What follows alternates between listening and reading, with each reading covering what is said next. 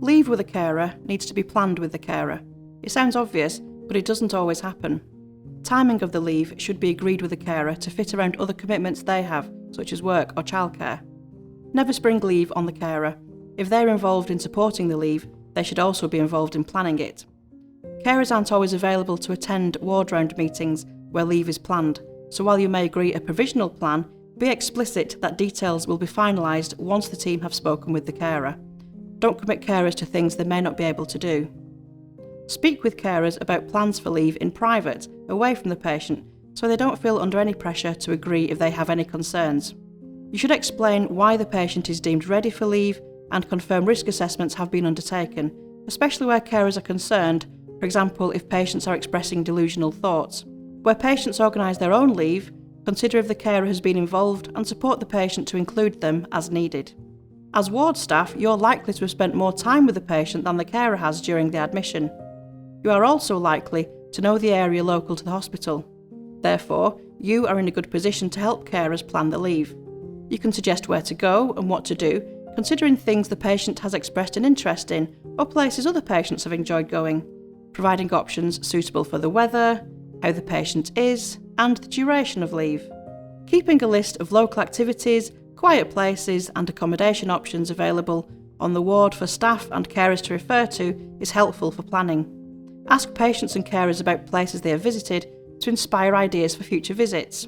There will be occasions when plans for leave need to change at short notice. Changes may include the date or duration of leave, whether leave is also escorted by a member of staff, or changes to where the patient may or may not go. If you become aware that planned leave needs to change, contact the carer as soon as possible or support the patient to do so if appropriate. Even with short notice, changes should always be discussed and agreed with the carer before they are finalised.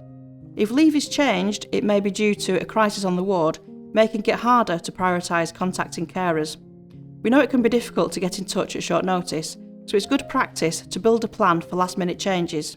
Ask what's the best way to contact the carer at short notice and make sure they know that changes to leave are always a possibility, giving examples.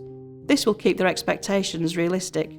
Ensure this plan is clearly recorded and shared in staff handovers so staff working on the day of leave can follow it.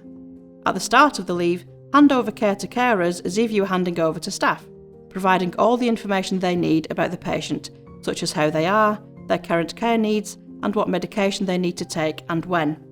Take this opportunity to give carers another copy of the Carers Section 17 leave leaflet so you know they have it to hand and use it to note any specific information the carer needs, such as medication times or expected return time.